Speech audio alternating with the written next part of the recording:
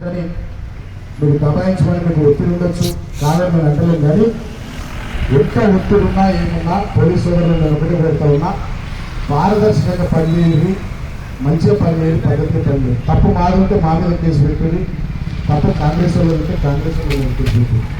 అంతేగాని అనుమతులున్నా కూడా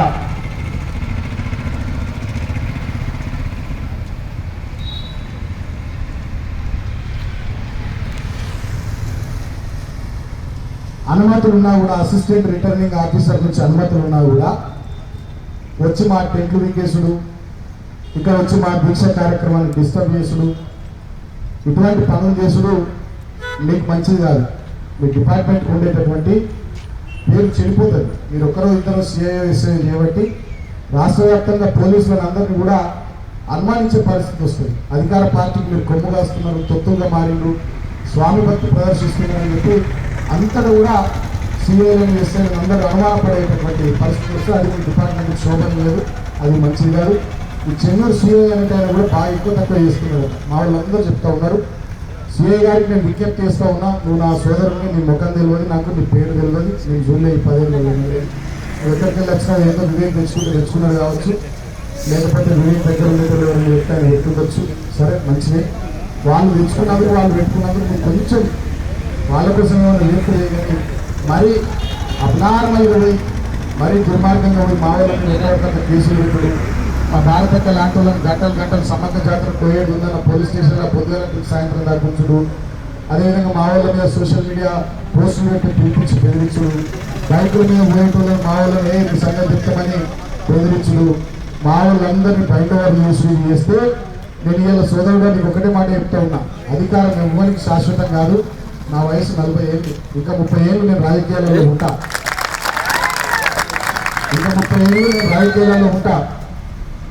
కానీ రేపు తెలంగాణలో మళ్ళీ ఎప్పుడు మేము అధికారంలోకి వచ్చినా నువ్వు తెలంగాణలో ఎక్కడున్నా నేను నిలిచిపెట్టా. తెలంగాణలో మళ్ళీ ఎప్పుడు మేము అధికారంలోకి వచ్చినా నువ్వు ఎక్కడున్నా కూడా నేను నిలిచిపెట్టా. సిఐ గారిని, ఎస్ఐ గారిని ఇద్దరిని నేను మీ సోదరులు ఎక్కువ కోరుతా ఉన్నా. నువ్వు కూడా నా సోదరుని, నీ ముఖం చూడలేదు, నీ పేరు తెలియదు, మీరు ఎవరో ఎడికి వచ్చినా కూడా నాకు తెలియదు.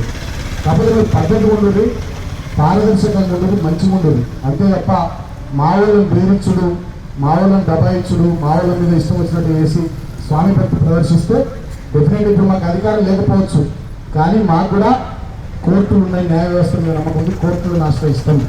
ఎస్సీ ఎస్టీ కమిషన్ ఉంది, ఎస్సీ ఎస్టీ కమిషన్ కోసం మీ మీద, మహిళా కమిషన్ ఉంది, మహిళా కమిషన్ కోసం మీ మీద, హ్యూమన్ రైట్స్ కమిషన్ ఉంది, మానవ హక్కుల కమిషన్ కోసం.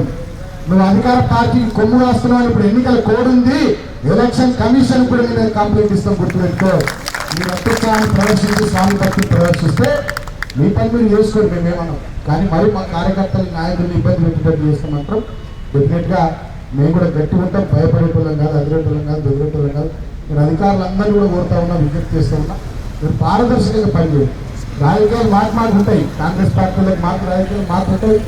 ఎన్నికల్లో వాళ్ళు పోటీ చేస్తున్నారు, మేము పోటీ చేస్తున్నాం కాబట్టి సహజంగా మాట్లాడుకుంటాయి, లక్ష్యం ఉంటాయి మాకు. కానీ మాకుండే పంచాయతీలలో మీరు వచ్చి మధ్యలో మీరు ఇబ్బందులు పడద్దు. అధికార పార్టీకి కొమ్ము రావాలని చెప్పి నేను సోదరులకు విజ్ఞప్తి. అంతేకాకుండా ఇక్కడ మీడియా మిత్రులు కూడా ఆలోచించడానికి కోరుతా ఉన్నా. ఎట్లుంటే చెన్నూరు నియోజకవర్గం ఎట్లయిపోయింది, అనాథైందా కాలేదా? టూరిస్టులు పట్టుకొచ్చుకుంటే సూటు బూట్ వేసుకున్నాను, కోరుకున్న కోటీశ్వరులను పట్టుకొచ్చుకుంటే ఇవాళ వాళ్ళు సామాన్యులకు దొరుకుతున్నారా? ఏం జరుగుతూ ఉంది చెన్నూరు నియోజకవర్గంలో?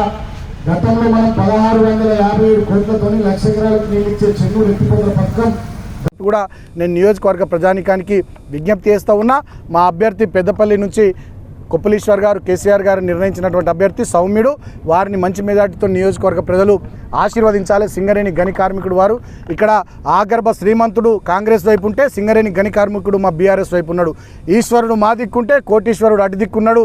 ఇవాళ కార్మికుల కోసం, ప్రజల కోసం ఉద్యమాలు చేసిన ఉద్యమకారుడు ఇటువైపు ఉంటే సిల్వర్ స్పూన్ నోట్లో పెట్టుకొని పుట్టినటువంటి శ్రీమంతుడు కాంగ్రెస్ పార్టీ వైపు ఉన్నాడు. కాబట్టి ఈ ఎన్నికల్లో కోట్లాది రూపాయలకు కార్మికుడి కష్టానికి మధ్య జరుగుతున్నటువంటి ఈ పోటీ, సెంటు చుక్కకు చెమట చుక్కకు వేల కోట్ల అధిపతులైనటువంటి వివేక్ కుటుంబానికి సౌమ్యుడైనటువంటి కొప్పుల ఈశ్వరన్నకు మధ్య జరుగుతున్నటువంటి ఈ పోటీలో ఇవాళ తెలంగాణ రైతాంగం ముసురు తీసుకుంటున్నటువంటి కాంగ్రెస్, తెలంగాణ రైతాంగం కోసం రోడ్డెక్కిన బీఆర్ఎస్కు మధ్య జరుగుతున్నటువంటి ఈ పోటీలో పెద్దపల్లి పార్లమెంట్ నియోజకవర్గ ప్రజలు బీఆర్ఎస్ పార్టీని ఆశీర్వదించాలని, మీరు ఆశీర్వదించి గెలిపిస్తే మరింతగా మీకోసం కష్టపడతాం, పనిచేస్తాం, కృషి చేస్తామని చెప్పి సందర్భంగా పార్లమెంట్ నియోజకవర్గ ప్రజలకు కూడా నేను విజ్ఞప్తి చేస్తూ ఉన్నా.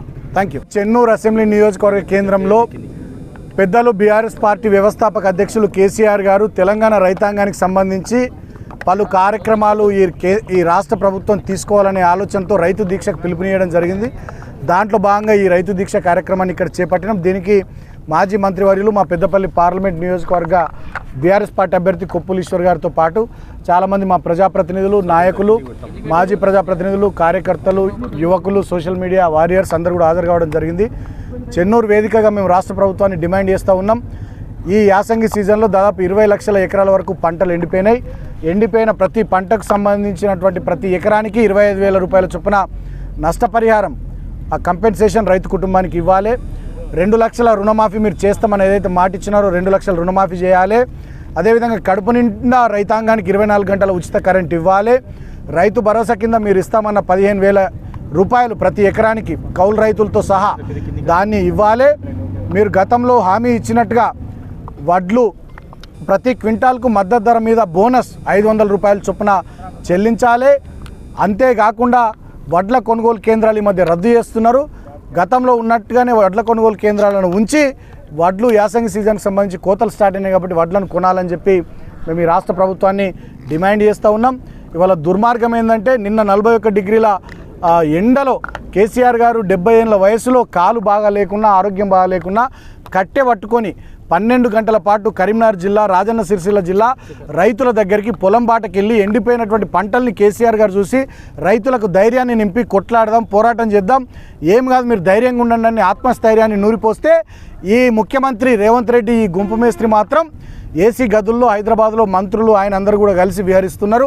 నిన్న ఉప్పల్ స్టేడియంలో సినిమా తారలతో కలిసి క్రికెట్ మ్యాచ్లు చూస్తూ ఇవాళ నాన్ సీరియస్గా ఈ ముఖ్యమంత్రి ప్రవర్తిస్తున్నాడు. ఇప్పటి వరకు వ్యవసాయం మీద, సాగునీటి రంగం మీద, అదేవిధంగా విద్యుత్ రంగం మీద ఈ మధ్యకాలంలో సమీక్షలు లేవు, అధికారులతోని మాట్లాడాలు లేవు, వీళ్ళకి పరిపాలనపరమైన అనుభవం లేదు. ప్రజలు ఎన్ని ఇబ్బందులు ఎదుర్కొన్నా ముఖ్యమంత్రి మాత్రం ఢిల్లీకి 1000 కోట్ల రూపాయలు తీసుకొని పోడు, కాంగ్రెస్ పార్టీకి కప్పం కట్టే పనిలో బిజీగా ఉన్నాడు. మేము దిగిపోయే నాటికి 7,000 కోట్ల రూపాయల రైతు బంధు డబ్బులు ఖజానాలో పెడితే వాటిని ఈయనకు సంబంధించిన కాంట్రాక్టర్ల ఖాతాల్లోకి మళ్లించిండు. ముఖ్యంగా revenue minister Ponguleti Srinivas Reddy company, Komatireddy Venkat Reddy సోదరుల కంపెనీలకు, ఇతర కాంగ్రెస్ పార్టీ నాయకులు వాళ్ళకు సంబంధించిన తాబేదారుల కంపెనీల్లోకి ఆ డబ్బులు మలిపి ఇప్పటికీ రైతు బంధు రైతుల ఖాతాల్లో వేయకుండా దుర్మార్గంగా ప్రవర్తిస్తూ ఉన్నాడు. కాబట్టి ఈ కాంగ్రెస్ ప్రభుత్వం మెడలు వంచడానికి బీఆర్ఎస్ పార్టీగా మేము ఇవాళ రాష్ట్రంలో ప్రధాన ప్రతిపక్షంగా రైతుల దగ్గరికి పోవాలి, రైతుల కోసం ఇలాంటి కార్యక్రమాలు చేయాలనేటటువంటి ఆలోచనకు వచ్చి ఇవాళ ఈ రైతు